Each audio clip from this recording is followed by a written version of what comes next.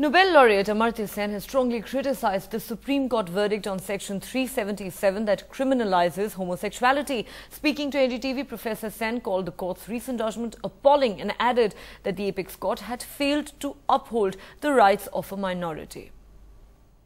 Professor Sen, this has also been an extraordinary week in India because we've had a verdict from India's Supreme Court on which has criminalized homosexuality once again and has shocked and dismayed many in India.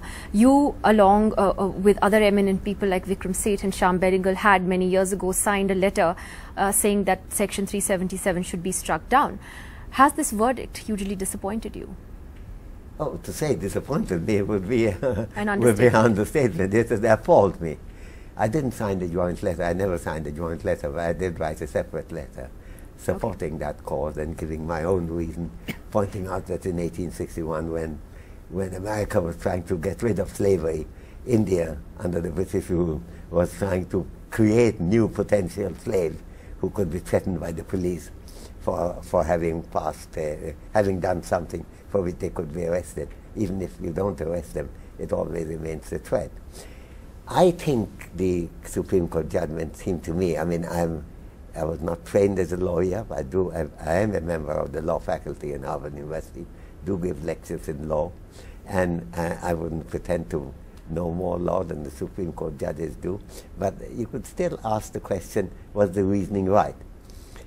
I think the argument that was given saying, okay, well, if this section has to be struck down, has to be done by Parliament. I think it confounds two things in the role of the Supreme Court.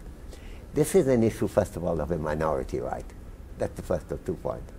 And minority rights and human rights are protected not by looking for majority, but no matter what the majority want, you have to protect it. That was the main point of John Stuart Mill's On Liberty in the mid-19th century, about the same time when published at the same time as India was passing this section.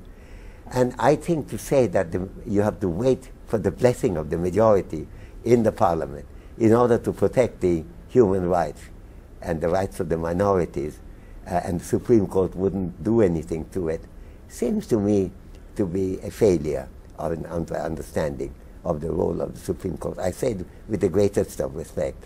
I have great respect for the Supreme Court. It has done a lot of terrific things in India.